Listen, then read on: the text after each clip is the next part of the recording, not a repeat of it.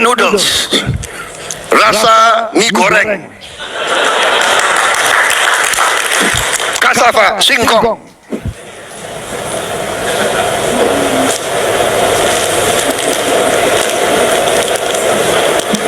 This Korean beef mushroom, cassava. You see, they do not give coffee here for me. If they give coffee, maybe I speak for another 2 hours.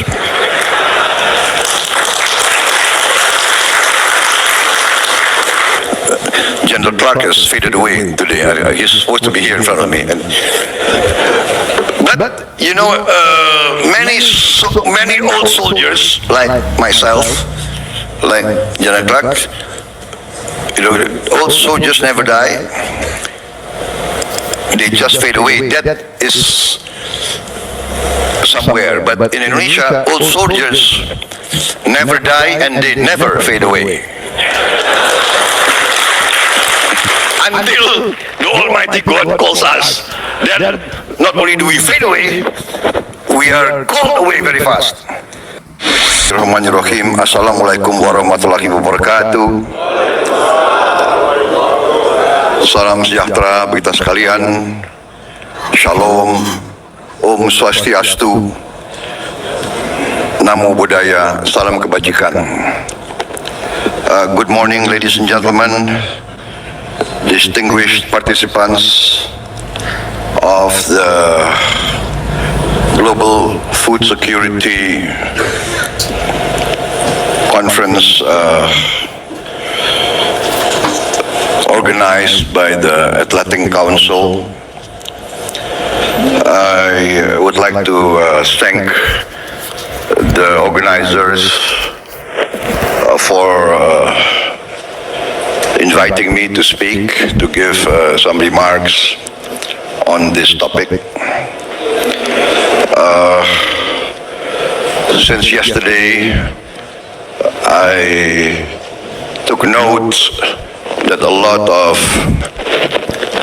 participants coming from many parts of the world with their impressive background and expertise in the field of agriculture, food security, and I'm sure by the brief moments I was here, I'm very confident that all the contributions, all the remarks, all the comments, the suggestions, recommendations will, of course, I understand, be compiled, and I think this will be a very valuable contribution to finding solutions for the threat of global food insecurity that is facing our planet. Actually, I would like to thank and commend the initiators of this conference, Mr. Fred Kempe and the Atlantic Council, General Wesley Clark, Mr. Guaraf. I call him Mr. G because sometimes a bit difficult to pronounce your surname. It's also difficult to pronounce my surname.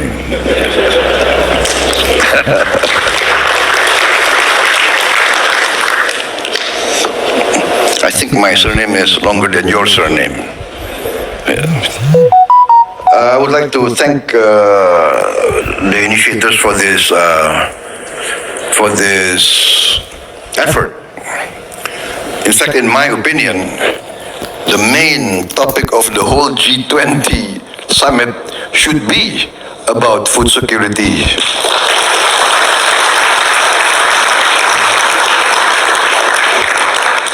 In my opinion, food security, or shall we say the threat of food insecurity, is an existential threat to humankind, because with without food, there is no civilization, there is no humankind.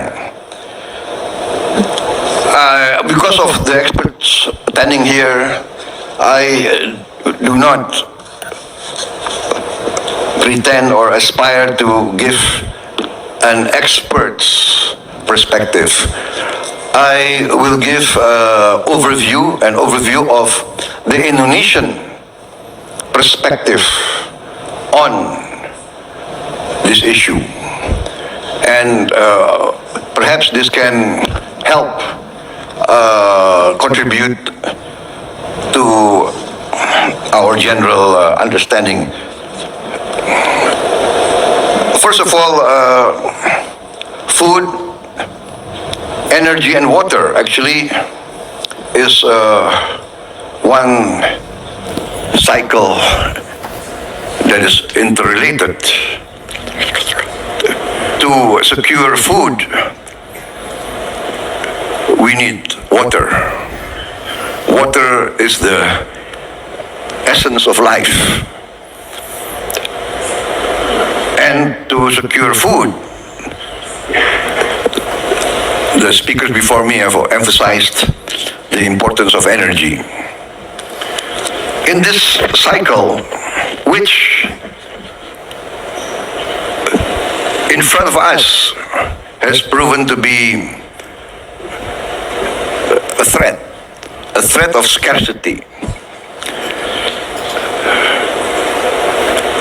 This is compounded by more threats that compound this existential threat. First, whether we like it or not, there is a population explosion.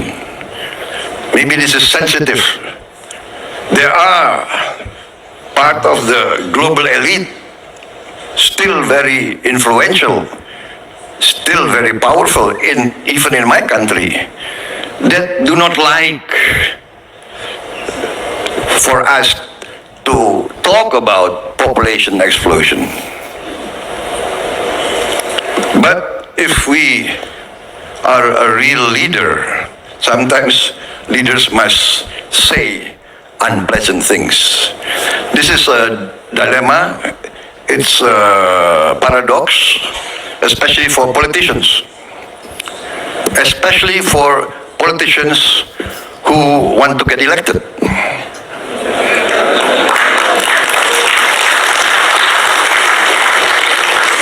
Fortunately, the Indonesian general election and the presidential election is still rather in the future.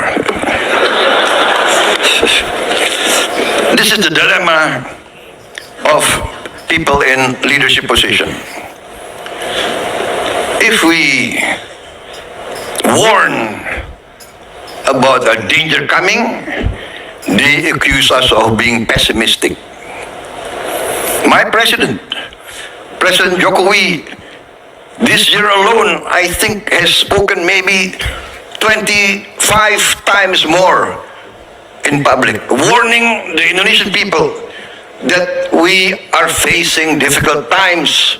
Next year will be very difficult. And there are people who accuse him of spreading pessimism. And I understand, maybe some people cannot accept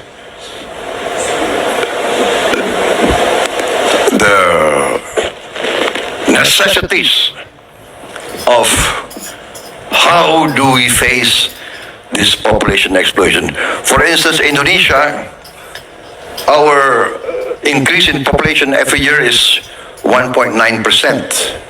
That is 5 million new babies every year. 5 million new mouths. 5 million. The size of Singapore. Every year in Indonesia, there is a new Singapore. You see, Indonesians, when they face adversity, they laugh. Indonesians are happy people.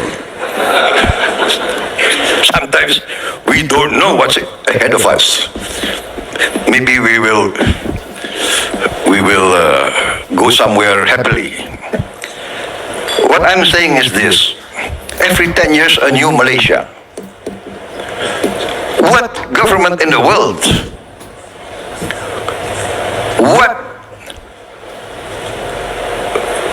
What expert in the world can consider feeding 5 million more mouths a normal and an easy challenge? My friend Mr. G has said he's very proud of feeding his family. A leader of Indonesia must think of feeding 5 million babies every year. Every year. Anybody who wants to run for president of Indonesia, I think, should consult his psychoanalyst, I think.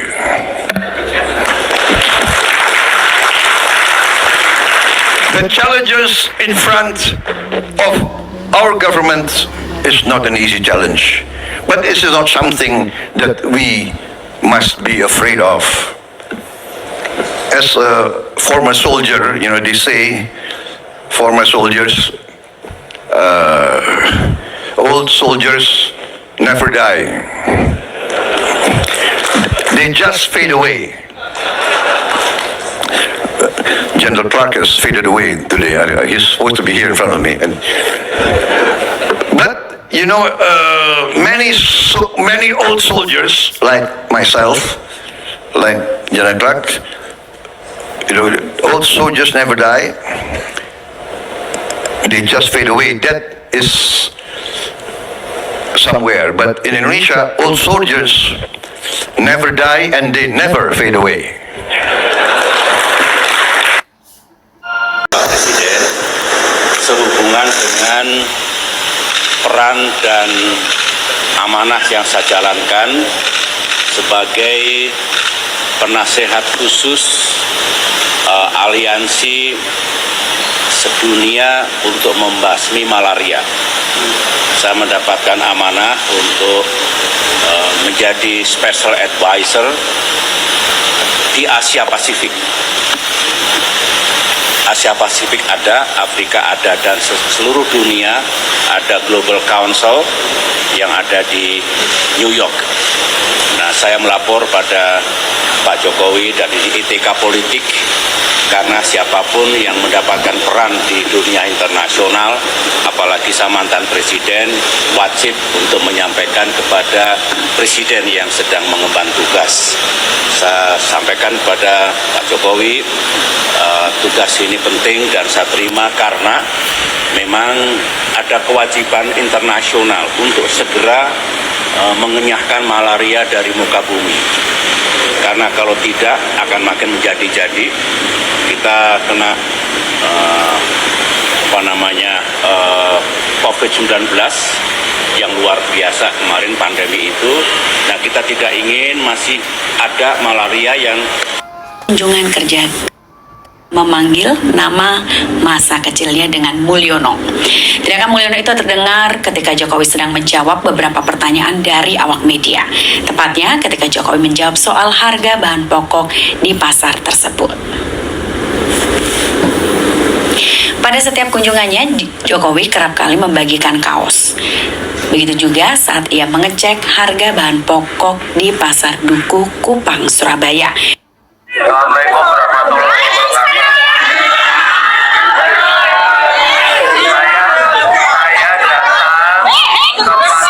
datang ke Jono namanya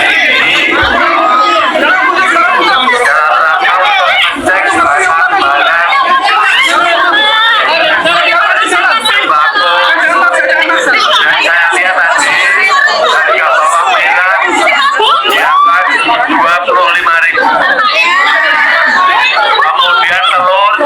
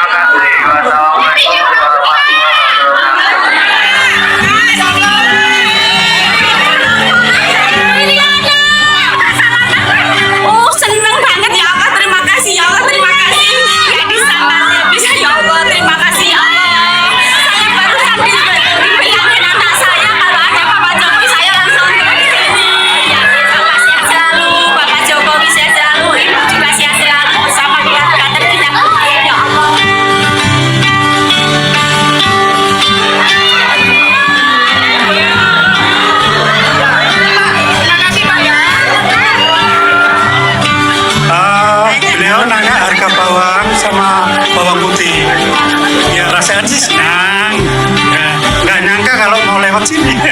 Terima kasih untuk Pak Jokowi. Beliau mau berkunjung ke pasar Komodo. Ibu ini Pulang ke Solo, tanggal 20 nanti pulang ke Solo.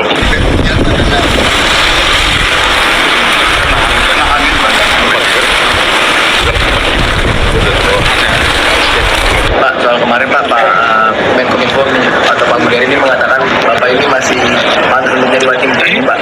Bapak masih cocok untuk jadi one team press karena terlalu muda untuk pensiun. Ini bagaimana Pak tanggapannya Pak? Saya mau pulang ke Solo. Terima kasih Bapak. Setelah lengser Bapak pulang ke Solo Pak. Terima kasih Bapak. Ya. Ya, terima kasih Pak. Mau kemana Saya Pak? sampaikan pulang ke Solo, tanggal 20 nanti pulang ke Solo. Ya, terima kasih.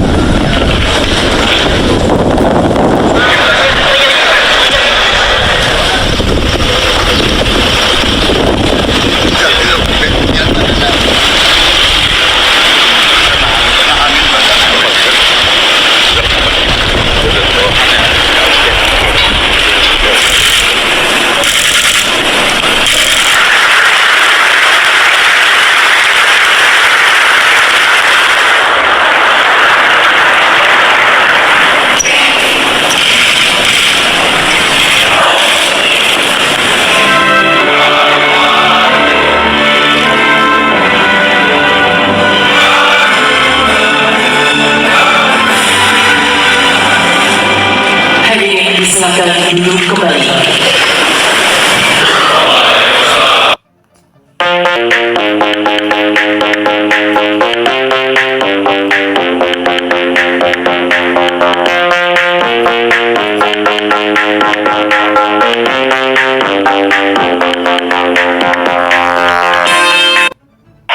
Dengan berbagai pihak, Ajukan kelompok kriminal bersenjata pimpinan Egyanus Kogoya. kami juga mendapat Egyanus dan anak buahnya berencana akan membebaskan pilot Susi Air, Kapten. Surat dari Egyanus Kogoya tertanggal 17 September 2024. Dalam surat tersebut, KKB meminta fasilitator yang bisa menjadi perantara atau mediator dalam pembebasan pilot asal Selandia Baru. Kasatgas Humas Operasi Damai Kartens, Kombes Bayu Suseno, mengatakan pihaknya masih mempelajari proposal tersebut untuk memastikan apakah surat tersebut asli atau benar dari KKB, karena kelompok ini menurut Bayu kerap membuat propaganda kosong.